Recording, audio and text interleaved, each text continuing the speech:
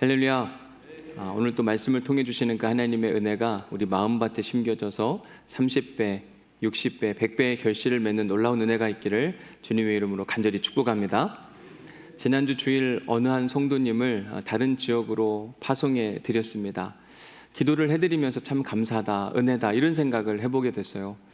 한 번은 그 성도님이 계신 셀을 제가 신방하면서 그분의 간증을 듣는데 기가 막히더라고요. 맨 처음에 우리 교회 나올 때를 생각해 보면 몇 년 전입니다. 인생의 가장 밑바닥에 계셨던 것 같은 수많은 사건 사고들을 소개하는데 와, 이런 일이 있을 수 있구나, 이렇게 어려운 일이 있을 수 있었어? 라고 생각하는 마음. 본인은 밀려서 부산까지 내려왔다고 하더라고요. 그래서 인생의 제일 밑바닥에서 지내고 있던 그런 시간, 근데 몇 년의 시간 동안 함께 예배하고 셀 모임하고 기도하면서 이제 온전히 회복이 되어서 직장을 얻어서 새로운 지역으로 간다고 이야기를 하는데, 떠나보내는 아쉬움은 있지만 너무 행복하고 좋은 거예요. 왜냐하면 올해 우리 교회 표어가 뭐죠? 되살아나게 하라. 한 사람의 인생을 되살리신 하나님의 이야기가 여기 있구나. 여러분, 하나님은 살아계세요. 지금도 일하시고 역사하셔서 살려내고 계시고 이미 살아나신 분도 계시고, 이 살아계신 하나님의 말씀을 선포한다는 일이 저한테는 감사한 일이기도 하지만 매우 부담스럽기도 합니다. 왜냐하면 잘 전해야 될 텐데. 오늘 또 2부 예배를 마치고 어느 한 자매님 기도해 주는데 뽕뽕 울고 가세요. 목사님, 저한테 진짜 꼭 필요한 이야기였어요. 제가 그분 사정도 모르는데 어떻게 그런 이야기를 전할 수 있었겠는가. 늘 말씀 앞에 서고 말씀을 선포하는 일이 두렵고 떨리기 때문에 기도하지 않을 수가 없습니다. 하나님, 말씀을 주옵소서. 주신 말씀만 전하겠습니다.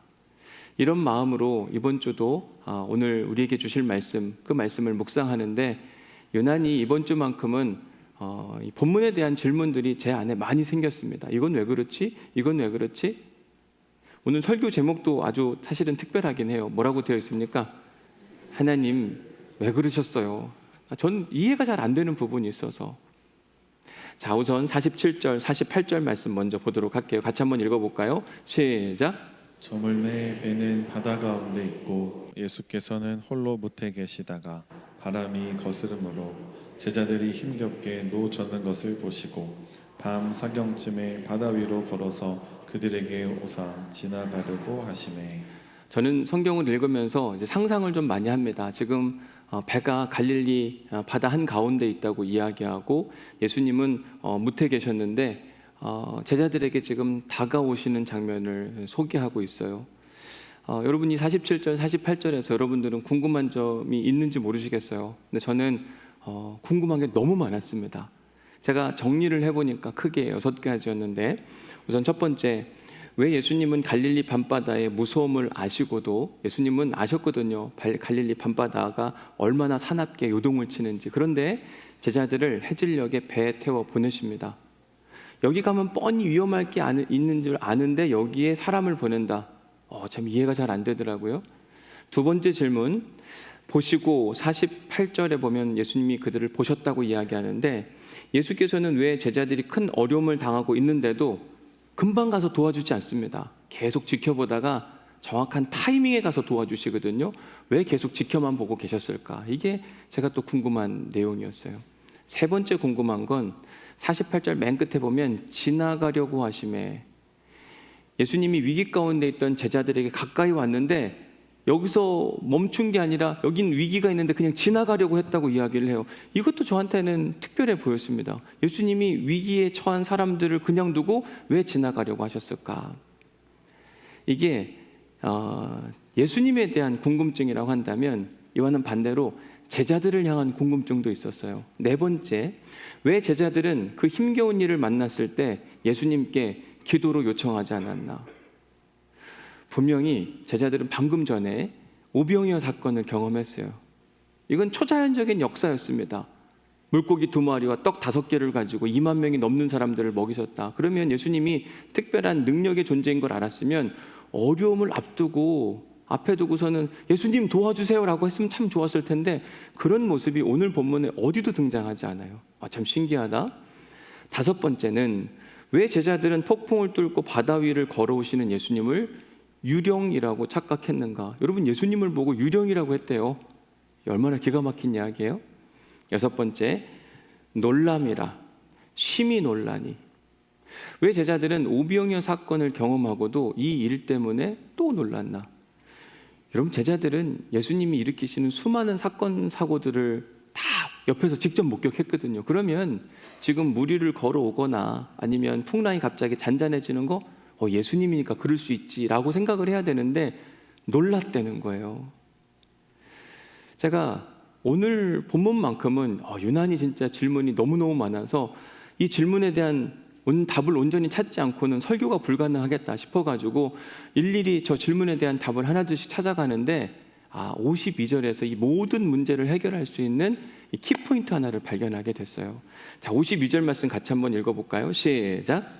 이는 그들이 그 떡 떼시던 일을 깨닫지 못하고 도리어 그 마음이 둔하여졌음이러라. 네, 그 마음이 둔하여졌다. 그들, 예수님 제자들의 마음이 둔해졌다라고 이야기를 하는 건데 헬라어 성경으로 보니까 이 마음이라고 하는 건 헤카르디아, 우리의 이 몸에 있는 가장 심장 중심에 있는 것을 이야기합니다.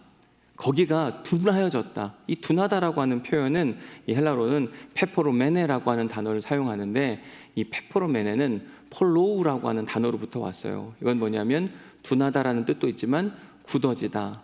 마음이 굳어져서 딱딱하게 있다.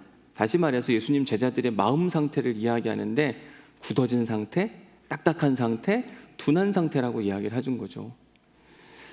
여러분들은 어떠세요? 여러분들의 마음은 딱딱합니까? 아니면 말랑말랑하게 부드럽습니까? 어떤 마음이 더 좋은 마음일까요? 말랑말랑한 게 훨씬 좋겠죠? 여러분들 마음 상태는 어떤 것 같으세요? 말랑말랑하세요? 아니면 딱딱한가요?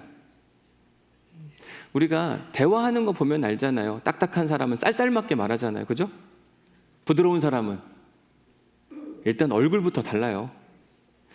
우리가 우리의 마음의 상태를 살필 때 우리의 마음속에 있는 걸 우리가 어떻게 다 알 수 있나? 잘은 모르지만 대충은 짐작이 갑니다. 저분이 오늘 기분이 좋은지 안 좋은지, 저 사람이 대화하는 습관, 어떤 일에 반응하는 태도를 보면 대충 짐작이 가요. 지난 한 주간 여러분들이 살아오면서 여러분 한숨을 많이 내셨나요? 아니면 감탄하는 일이 많았나요? 이것만 봐도 우리의 마음 상태를 좀 점검할 수가 있어요. 어떤 사람들은 막 작은 일에도 깜짝깜짝 놀라고 기뻐하고 즐거워, 그랬단 말이야? 이러면서 이 감수성이 막 풍부하게 반응하시는 분이 있는가 하면 어떤 분들은 똑같은 사건을 만나도 한숨부터 내쉬고 짜증부터 내고 그리고 꼭 남 탓을 그렇게 잘합니다. 오늘 본문에 등장하는 이 페포로메네라고 하는 것, 제자들의 이 굳어진 상태, 둔해진 마음의 상태가 뭐냐면 한숨부터 내쉬고 남 탓을 하고 계속해서 짜증을 내는 불평과 원망이 가득한 상태, 그게 바로 오늘 본문에 등장하는 제자들의 모습인데 이런 제자들의 모습을 보시고 예수님이 너무 안타까우셨던 거예요. 예수님은 성령의 능력을 힘입어서 당신의 제자들 눈앞에서 앉은뱅이도 일으키시고 눈먼 자도 눈뜨게 하시고 말 못하던 자도 말하게 하시는, 심지어 물고기 2마리와 떡 5개로 2만 명이 먹고도 남는 놀라운 역사를 직접 보여줬어요. 그때마다 제자들은 깜짝깜짝 놀라면서 대단하다, 놀랍다. 그런데 지금 그들이 큰 어려움과 위기 앞에 섰어요. 그들이 배를 타고 갈릴리 밤바다에 딱 들어갔는데 한밤중에 갑자기 폭풍우가 막 몰아치면서 위기가 찾아왔어요. 여러분, 이러면 자기의 경험이 뭐냐면 자기가 믿는 예수님? 그분은 안 되는 일도 막 되게 만들어내시고 놀라운 능력의 주님이신지라, 그러면 자기 앞에 위기가 있다 할지라도 걱정하지 않을 것은 예수님께 도움을 요청하면 그분이 와서 도와줄 텐데 그런 기대감이 전혀 없었던 겁니다. 자, 오늘 본문 48절을 다시 한번 보면 제자들이 갈릴리 바다에 들어갔을 때 바람이 거스름으로 거친 바람이 막 몰아친 겁니다. 그랬더니 그들이 힘겹게 노를 저었다, 이렇게 표현을 하고 있어요. 예수님의 제자들은 오병이어 사건 이후에 그 역사의 현장을 떠나고 싶어 하지 않았습니다. 그러나 지난주 말씀드린 것처럼 예수님께서 강제로 흥분해 있던 무리들과 제자들을 분리시켰다고 말씀을 드렸어요. 제자들은 왜 자신들이 여길 떠나야 되는지 모르기는 했지만 예수님이 너희들은 떠나야 된다. 잠시 떠나서 벳세다로 가라. 배 타고 얼른 가라고 이야기하니까 그 말씀에 순종하는 마음으로 배를 타고 이제 갈릴리 밤바다에 들어섰고 벳세다에 가면 되는데, 이제 밤이 되고 나니까 갑자기 갈릴리에 거친 바람이 확 몰아친 겁니다. 여러분, 지금 이 낮에 가면 갈릴리 호수는 아주 평온하고 조용합니다. 낮에 갈릴리 바다를 보면 이게 무슨 폭풍우가 찾아오겠나 싶을 정도예요. 그래서 성지순례를 하면 저희가 항상 낮에 이 갈릴리 호숫가에서 배를 타고 선상 예배를 드리고 그 안에 성찬식도 하고 다 그렇게 하는데 너무 평안하고 좋아요. 그런데 밤은 달라지더라고요. 밤에는 유난히 바람이 많이 부는데 그 이유 중에 하나가 뭐냐면 이 갈릴리 이 해수면이 낮에 뜨거운 태양을 다 받아서 좀 따뜻해요. 근데 이게 밤이 된다고 금방 식는 게 아니잖아요.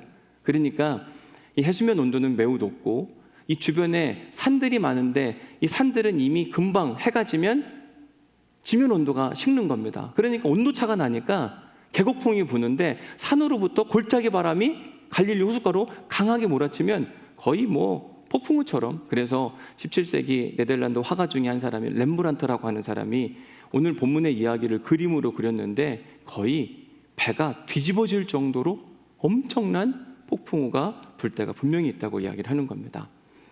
그럼에도 불구하고 다행인 건 뭐냐면 이 배에는 이 갈릴리 밤바다에서 잔뼈가 굵은 특별한 제자들이 몇 명 있었습니다. 베드로와 안드레와 야고보와 요한, 이런 사람들은 이 갈릴리 사람들, 배를 탔던 사람들이기 때문에 이런 사람들이 걱정하지 말라고 이야기를 해요.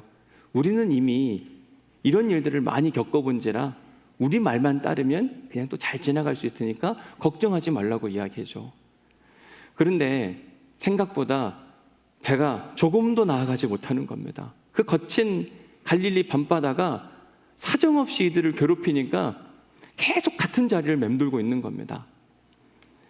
이렇게 애를 쓰고 수고하는 제자들을 지켜보시던 예수님께서 때가 됐다고 생각을 하셨는지 밤사경, 오늘 본문은 밤사경이라고 표현하고 있는데 우리 시간으로 환산을 해보면 그 시간이 아마 새벽 3시에서 6시 정도가 밤이 한참 깊었을 때를 이야기합니다. 그때 이렇게 갈릴리 밤바다에서 수고하고 애를 쓰고 고생하고 있는 제자들을 향해 예수님이 걸어오고 있는 장면이 48절 후반절입니다. 자, 근데 여기서 신기하고 재밌는 게 뭐냐면 예수님께서 밤 사경쯤에 바다 위로 걸어오셨대요. 지금 제자들은 여기 갈릴리 밤바다에서 큰 폭풍우를 만나서 생사를 지금 어떻게 될지도 모르는 그런 가운데 막 있는데 예수님 어떻게 왔다고요? 여러분들 같으면 어떻게 갑니까? 뛰어가든지 아니면 축지법을 쓰든지 그래야 될 텐데 예수님이 걸어가셨대요. 이것도 놀라운데 그 다음에 뭐라고 표현했냐면 그들에게 오사 어떻게 하려고 하는 것 같았다고요? 지나가는 것 같다는. 아니 여기 와서 도와줄 게 아니라 막 지나가는 것처럼 보였다고 이야기를 하는 거죠. 여러분, 예수님이 진짜 지나가려고 했을까요? 아니면 그런 것처럼 보였을까요? 사람이 삐뚤어 보기 시작하면 모든 게 다 삐뚤어져 보이는 거예요. 예수님을 향한 제자들의 마음은 이미 많이 삐뚤어져 있어요. 왜 그런가? 첫 번째는 오병이어 사건 가운데 제자들은 그 역사의 현장을 떠나고 싶지 않다고 이야기를 했잖아요. 아, 여기가 좋은데 사람들이 우리를 좋아하는데 왜 굳이 우리를 여길 떠나라고 이야기하냐? 여러분, 싫은 거 자꾸 시키면 그 사람 싫잖아요, 그죠? 어찌되었든 예수님이 시키니까 배를 타고 지금 갈릴리 밤바다에 갔는데 하필 또 거기에 뭐가 찾아왔어요? 폭풍우가 찾아온 겁니다. 죽을 뻔한 위기. 뭐 아무리 노력해도 이걸 극복할 수 없는 그 상황이 되니까 제자들이 막 짜증이 나고 화가 난 거죠. 그러고 나니까 예수님이 걸어오는 것 같은, 누군가 걸어오는 것 같은데 예수님이 그냥 지나간 게 아닌데도 불구하고 지나가는 것처럼 보여서 이렇게 표현하기도 하는 겁니다. 그런데 여러분, 49절 말씀에 보니까 이렇게 되어 있어요. 제자들이 그가 누구죠? 예수님이 바다 위에 걸어오심을 보고 뭐라고 이야기해요? 유령이란 말이 무슨 말일까요? 저 사람이 여기 왜 오냐? 지금 한참 예수님 뒷담화, 예수님 진짜 짜증난다. 왜 저러는지 몰라. 우리한테 왜 이렇게 힘들고 고생스럽게 하는지 몰라 그러고 있는데 예수님 걸어오는 거예요. 여러분들이 제 뒷담화하고 제가 뭔 얘기하세요 그러면 유령인가 이렇게 얘기하지 않을까요? 여기 있어야 될지 않을 사람이 여기 있다, 이 얘기를 지금 하고 있는 겁니다. 사실 예수님이 그렇게 오실 수 없는 분인 건 뻔히 알 수는 있지만 이미 기존에 예수님이 하신 일들을 보면 예수님은 충분히 그럴 수 있는 분이다. 오히려 그분을 보고 유령이 아니라 예수님 빨리 와서 도와주세요 라고 이야기를 해야 되는데 그런 이야기가 하나도 나타나 있지 않아요. 이게 참 놀라운 이야기입니다. 여러분, 예수님이 지금 제자들을 지금 도와주려고 막 한참 걸어왔는데 보고서 유령이다 막 이러면 예수님 마음이 어땠을까요? 진짜 서운했을 것 같아요. 난 도와주려고 왔는데 정작 제자들은 오해하면서 뭐라고 이야기하냐면 지나가려고 하네? 유령 같은 존재가 나타났어? 얼마나 예수님 마음이 서운했을까? 여러분, 예수님은 어떤 분이시냐면요, 마가복음 6장 34절에서 예수님이 정말 화가 나고 짜증나는 일이 생겼어요. 뭐냐면 난 쉬고 싶어서 제자들과 함께 배를 타고 어디론가 가려고 했는데 그런 예수님을 보고 사람들이 쫓아왔고 배에서 내리려고 하는데 사람들이 한가득했네요. 그런데 그 사람들을 보고 예수님은 짜증내지 않으셨어요. 오히려 불쌍히 여기사 긍휼한 마음을 가지고 안타깝다. 그래, 저 사람들에게 다시 한번 하나님 나라 복음을 가르쳐주자. 긍휼한 마음을 가지신 분이 예수님이세요. 그 예수님은요, 이 사람들이 그렇게 먹고 마시는 일들, 이것 때문에 고민하고 있을 때 제자들이 뭐라고 이야기했냐면 이 사람들이 지금 다 배고픈데 돌아가서 스스로 알아서 먹게 하옵소서 라고 이야기했을 때 예수님은 뭐라고 이야기하죠? 너희가 주라고 이야기하고, 예수님이 결국 기도하고 축사하신 뒤에 떼어 나누어 줬더니 거기 있는 모든 사람들이 다 배불리 먹고 남도록 허락하신 분이 또 예수님이십니다. 예수님이 그렇게 나쁜 분이 아니시거든요.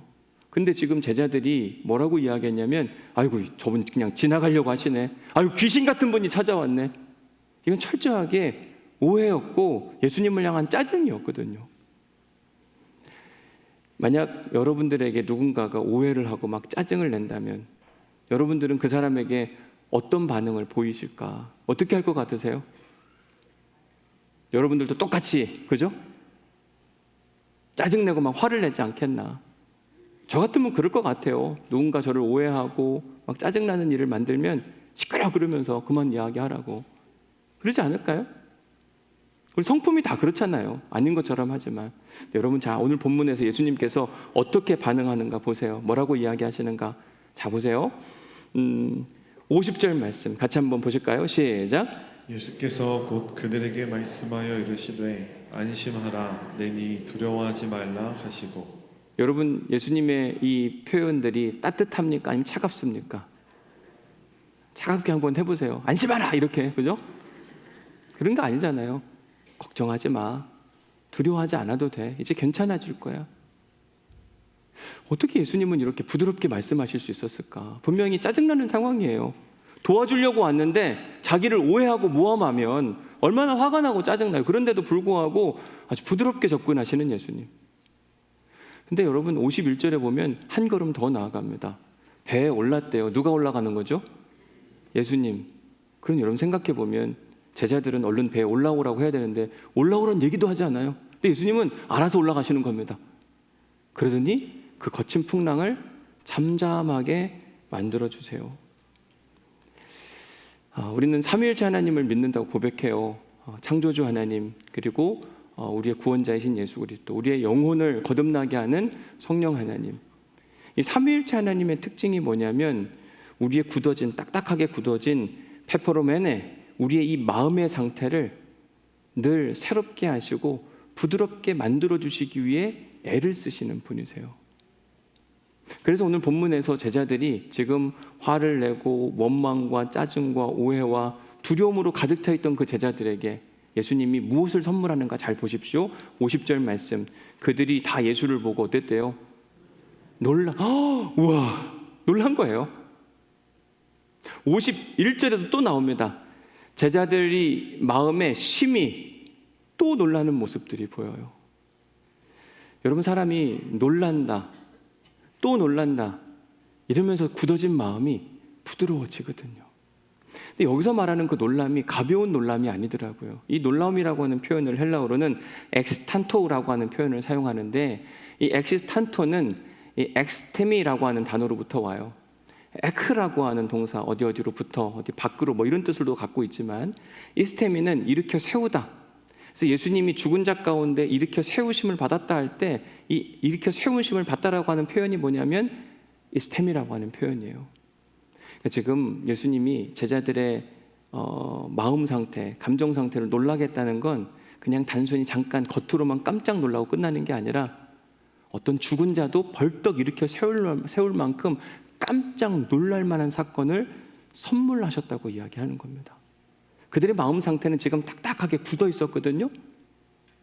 그런데 예수님께서 그들의 마음 상태를 완전히 뒤집어 놓으신 거예요. 예수님의 제자들은 예수님과 함께 오랜 동안 시간을 보내면서 정말 입이 딱 벌어질 만한 기적들을 많이 봤습니다. 앞에서 나병 환자가 나왔어요.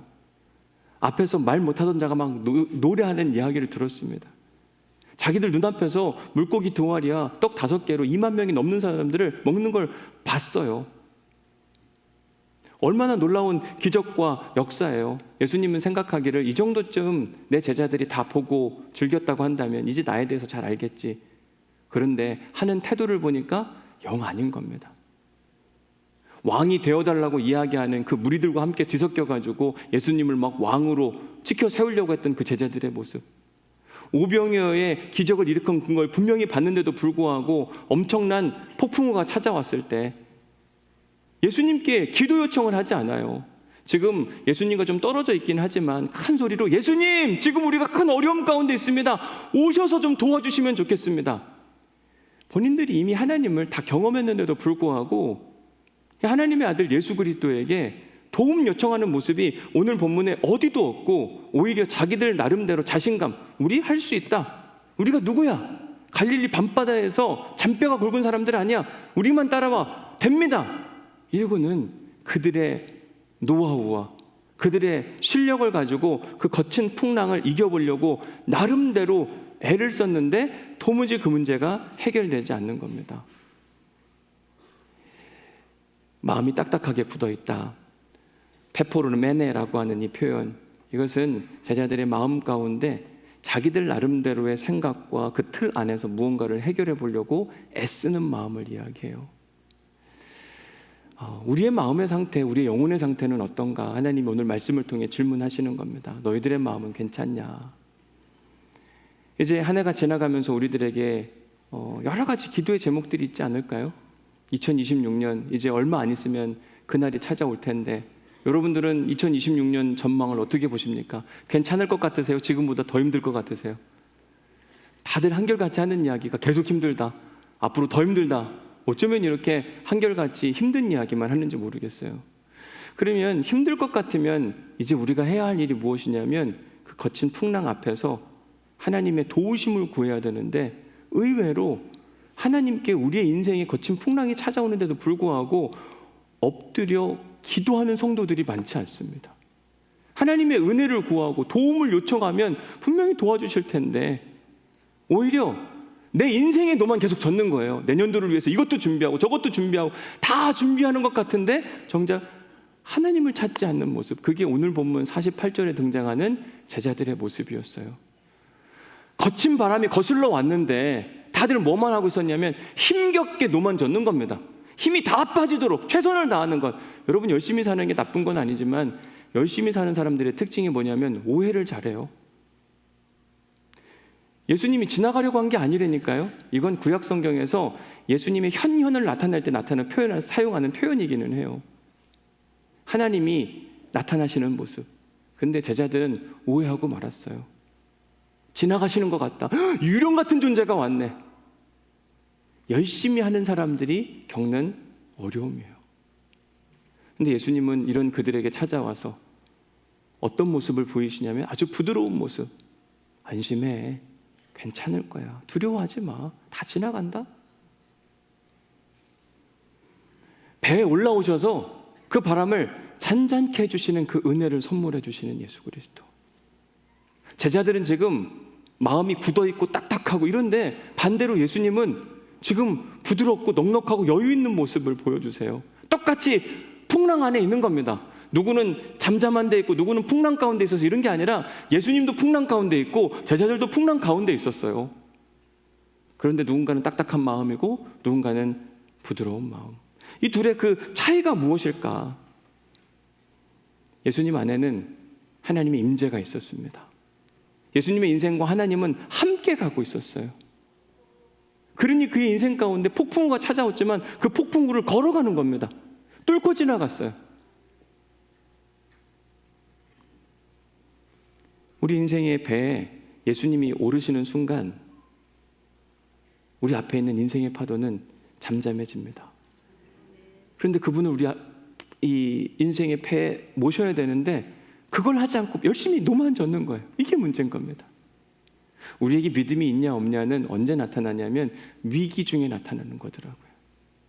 위기 중에 주님을 찾냐 안 찾냐, 능력의 그 주님께 요청을 하냐 안 하냐.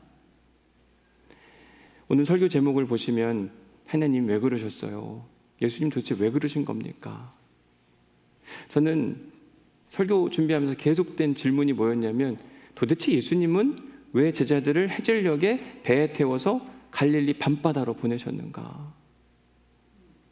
여러분 지금 밖에 막 한참 비가 오고 있어요. 그럼 제가 여러분들에게 뭐라고 말할까요? 비가 그치면 가세요 라고 말을 하지 않을까요? 뭐 차를 타고 갈 수 있고 다 갈 수는 있지만 그럼에도 불구하고 지금 억수같이 비가 쏟아지면 제가 가급적이면 여러분들을 천천히 좀 비가 그친 다음에 보낼 것 같은데 만약에 제가 지금 밖에 비가 엄청 내리고 있으니 지금 빨리 나가십시오. 이상하지 않을까요?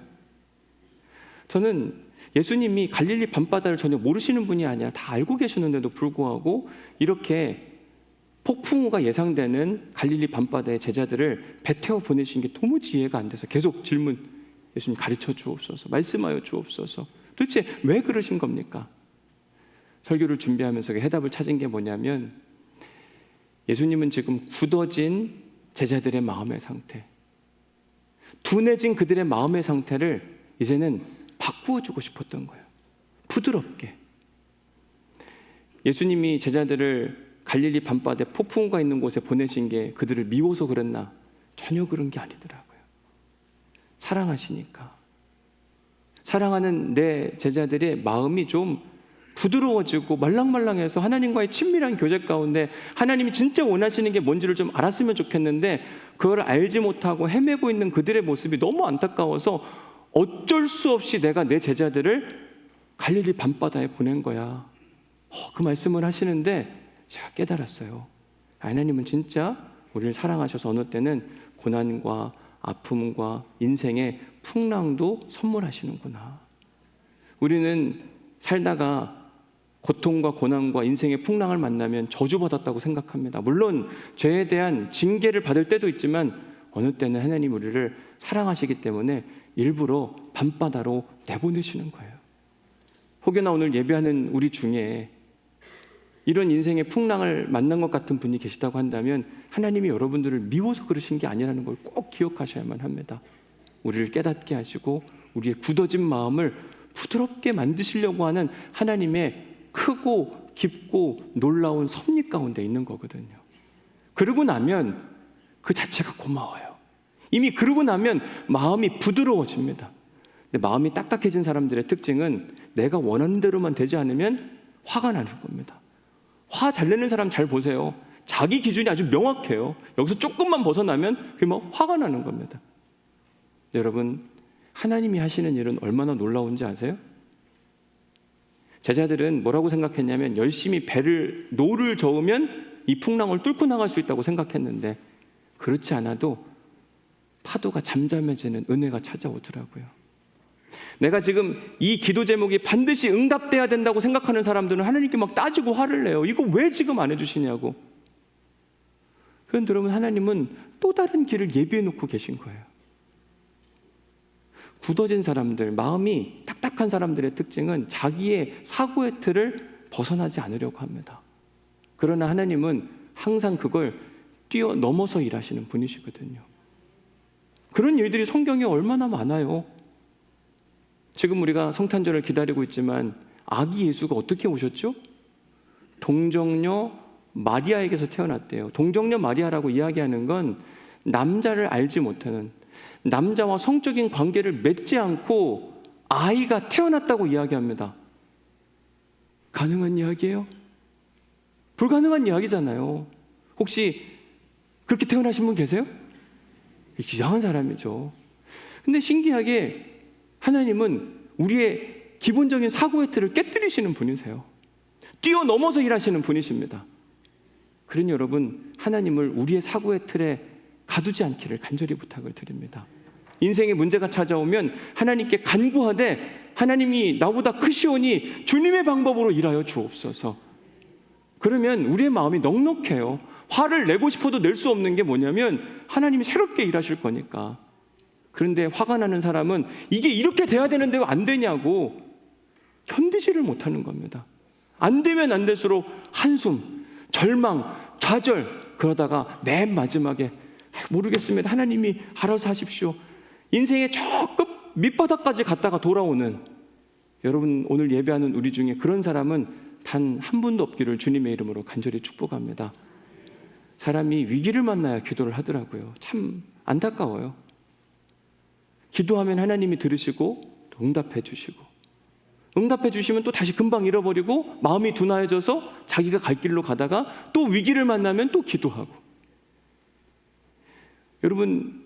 여러분들에게 하나님의 은혜와 능력이 임하라고 하면서 여러분들에게 2026년도에 위기와 아픔과 고통이 가득 차고 넘치기를 간절히 축복합니다. 이럴 수는 없잖아요. 우리가 평상시에도 우리의 마음이 굳어지지 않는 방법이 있다고 한다면 여러분, 작은 일에도 좀 잘 놀래시고, 작은 일에도 감사하시고, 작은 일에도 기도로 엎드리는 능력이 있기를 간절히 축복합니다. 그게 회복이 되면 우리에게 엄청난 큰 파도가 찾아오지 않는다 할지라도 우리의 마음이 부드러워서 넉넉하게 누군가를 대하고 하나님을 향한 마음도 정말 소통이 잘 될 텐데, 우리의 마음이 딱딱해지는 순간 그때부터는 대화가 안 되거든요. 근데 우리가 자꾸 그걸 잃어버려요.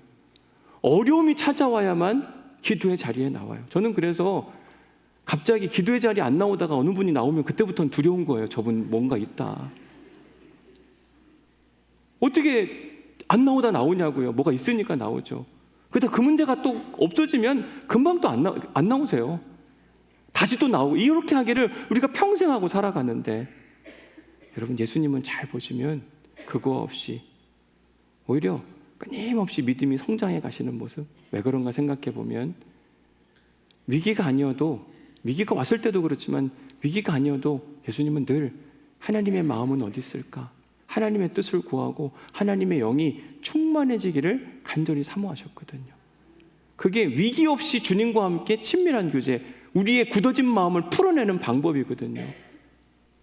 그러니 여러분, 믿음의 눈으로 세상을 바라보시고 지금도 일하시고 역사하신 하나님 때문에 놀라고 또 놀라다 보면 우리의 마음이 따뜻해지고 우리의 마음이 부드러워지고 모든 걸 다 수용할 수 있는 넉넉한 마음이 되는 겁니다. 이번 한 주간도 작은 일에도 좀 놀라보세요. 저는 설교 서두에 이야기했던 그 성도님, 여러분 우리 교인이 딴 데 가면 마음 아프죠. 근데 너무 감사하더라고요. 잘 돼서 간다는데. 마음이 딱딱한 사람은 우리 교회에 붙들어 놓고 싶어 해요. 근데 마음이 넉넉해지면 잘 돼서 어디를 가든 축복할 수 있거든요. 여러분, 시야를 좀 바꿔야 믿음의 눈으로 바라봐야만 합니다. 마음이 딱딱한 사람일수록 화가 나고 내 안에 가두려고 하고 절대로 아무것도 못하도록 만들고 내 눈에서 벗어나면 안 된다고 생각하고, 그런데 마음이 넉넉하면 아유 잘 있겠지 믿어주고 응원하고 넘어지면 또다시 일으켜 세워주고, 그게 누구였냐면 예수님이셨거든요. 그 예수님의 마음이 곧 우리의 마음이 되는 그 은혜는 어떻게 찾아오냐? 작은 일에 잘 놀라고 감사할 줄 알고, 어떤 작은 일에도 우리가 하나님께 뜻을 묻고 도움을 요청하면 한 준비되어 있어요. 언제든지 내가 도와줄 테니. 우리가 묻지 않아서, 요청하지 않아서 하나님이 기다리고 계시는 것뿐이에요. 제자들에게 예수님이 언제 갔어요? 힘겹게 노를 젓다가 힘이 다 빠지면 가요. 우리에게 힘이 있으면 우리는 하나님을 안 찾거든요. 언제 하나님을 찾냐? 힘이 빠지고 아무것도 못하면. 평상시에 힘을 빼면 되잖아요. 그죠? 힘 빼고 하나님 감사합니다. 이것도 감사하고요. 저것도 감사하고요. 오늘 육개장 보고도 감사하고요. 계속 감사하는 거예요. 그러면 우리 마음이 부드러워진다니까요. 이 감사하지 않을 게 하나도 없구나. 이 은혜. 여러분, 그 은혜로 살아가시다 보면 우리의 굳어진 마음 더 이상 굳어지지 않고 오히려 하나님의 은혜가 스며들어서 우리의 영혼이 살아나고 되살리신 하나님의 역사가 반드시 임할 겁니다. 여러분, 오늘도 기뻐하고 감사하는 한 주, 은혜의 기쁨의 한 주가 될 수 있기를 주님의 이름으로 간절히 축복합니다. 은혜 받은 말씀 적어보십시오.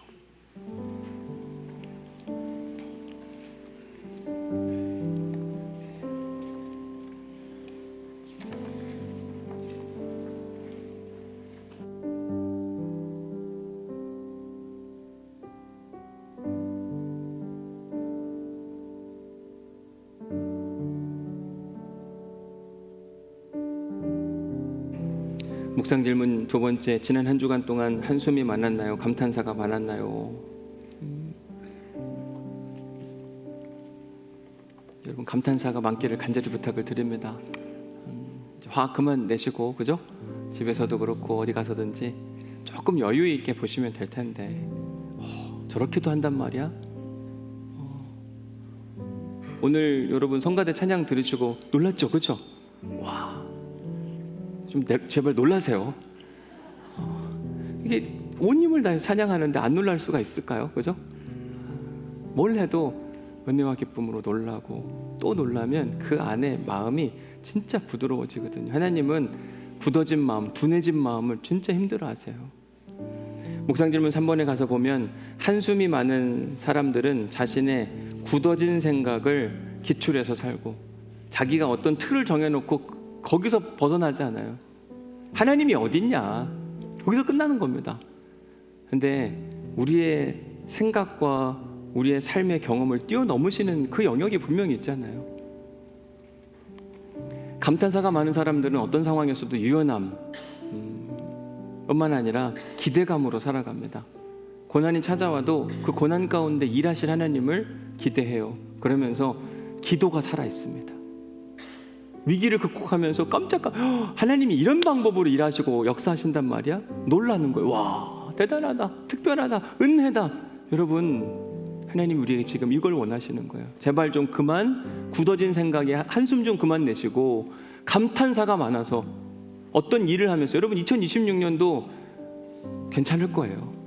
주님이 우리와 함께 하시니 우리가 가는 곳곳마다 풍랑이 일다가도 주님과 함께 가면 풍랑이 잔잔해지잖아요. 우리끼리 가면 풍랑 만나는 거예요. 노 실컷 쳤다가 힘 빠지고 뒤늦게서야 아이고 주님 이렇게 하지 마시고 여러분 시작부터 주님과 함께 걸어가시길 바랍니다. 그래서 풍랑이 오는데 그냥 잠잠해지는 거예요. 2026년 안 힘들지 않을 겁니다. 근데 그 풍랑이 잠잠케 하는 역사가 있기를 간절히 축복합니다. 우리 오늘 함께 부를 찬양이 뭐냐면 믿음이 없이는, 이 가사의 첫 번째 제목이 이 찬양의 첫 번째 가사가 뭐냐면 주님 제 마음이 너무 둔해서 주님을 볼 수 없습니다. 여러분 마음이 둔한 사람, 딱딱한 사람은 주님이 보이지 않아요. 마음이 부드럽고 마음이 유연해지기 시작하면 여기도 주님이 계셨고 이 일도 주님이 하신 거네, 이 믿음의 고백이 나오거든요. 하나님 우리에게 믿음을 주시고 내 마음, 둔해진 마음이 부드럽게 해주옵소서. 이런 마음의 소원을 담아서 이 찬양을 하나님께 올려드리도록 하겠습니다. 주님 제 마음이 너무 둔해서, 주님 제 마음이 너무 둔해서 주님을 볼 수 없습니다.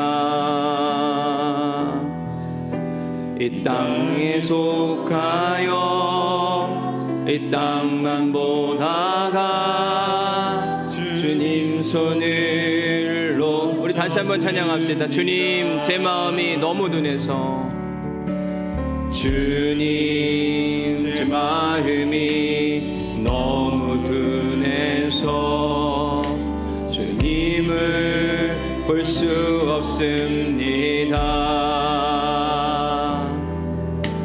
이 땅에 속하여 이 이 땅만 보다가 주님 손을 놓쳤음. 나는 나그네로 왔는데,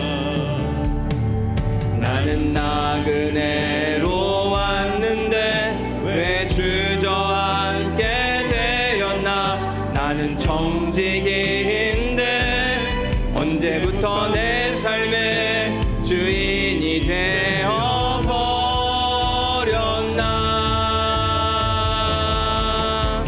믿음이 없이는 기쁘시게 못하나니 고된 수고도 다 헛될 뿐이라.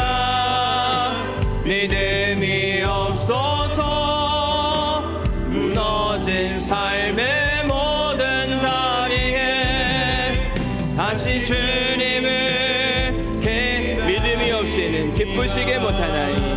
믿음이 없이는 기쁘시게 못하나니 고된 수고도 다 헛될 뿐이라. 믿음이 없어서 무너진 삶의 모든 자리에 다시 믿음이 없이는 기쁘시게 못하나니. 믿음이 없이는 기쁘시게 못하나니 고된 수고도 다 헛될 뿐이라. 믿음이 없어서 무너진 삶의 모든 자리에 다시 주님을 기다립니다. 하나님, 오늘 말씀을 듣고 열심히 사는 것보다 주님을 먼저 찾는 것이 필요한 것을 깨달았습니다. 열심히 살지 말자는 이야기가 아니라 주님을 찾게 하여 주옵소서. 배를 젓고 노를 젓고 젓다가 뒤늦게서야 찾는 어리석은 자들이 아니라 시작부터 주님을 찾게 하시고 주님의 일하심을 볼 수 있도록 인도하여 주옵소서. 배에 오르자 풍랑이 그친지라. 주님, 우리 인생의 배에 함께 올라 주옵소서. 저희와 함께 가주시고 가는 곳곳마다 일어나는 풍랑들이 잠잠케 하여 주옵소서. 그로 인하여 주님, 우리의 마음이 부드러지게 하여 주옵소서. 현실을 마주한다고 답답해하고 억울해하면서 굳어진 마음, 딱딱한 마음으로 살지 않게 하시고, 하나님 왜 이렇게 화가 많은지요, 우리의 마음을 어루만져 주옵소서. 아무개야 그래도 괜찮단다. 안심해라. 두려워하지 마라. 주님, 우리의 화를 다스려 주옵소서. 우리의 두려움을 다스려 주시고 우리의 걱정을 주님 걷어가 주옵소서. 주님을 자꾸 영접하게 하시고 함께 갈 수 있도록 모셔드리는 귀한 인생들이 됨으로 말미암아 인생 안에 찾아오는 그 파도를 뚫고 가게 하여 주옵소서. 도망가려고만 하지 않게 하시고 오지 않기를 기다리는 자가 아니라 인생의 고난은 찾아옵니다. 주님, 묵묵히 걸어감으로 우리가 가는 곳곳마다 그 모든 거친 파도들이 가라앉게 하여 주옵소서. 그로 인하여 우리의 인생이 모두에게 환영받게 하여 주옵시고, 저 사람이 오니까 다 평정되더라. 왜냐하면 우리에게 주님이 계시기 때문에 그렇게 되기를 원합니다. 이번 한 주간도 주님 기뻐하며 살게 하시고 놀라며 기대감으로 살아가는 우리 모두가 될 수 있도록 축복하여 주옵소서. 이제는 우리 주 예수 그리스도의 은혜와 아버지 하나님의 극진하신 사랑과 성령님의 감동 감화 역사 교통위로 충만하심이 두렵고 떨리고 걱정되고 그래서 열심히만 살려고 했던 우리 모두에게 내니 걱정하지 마라, 나를 찾으라, 이 말씀에 순종하여 나가기로 결단한 우리 사랑하는 모든 성도들 가운데 2026년 거친 파도들이 잠잠케 되는 놀라운 역사가 영원히 함께 하시기를 간절히 축원하옵나이다. 아멘.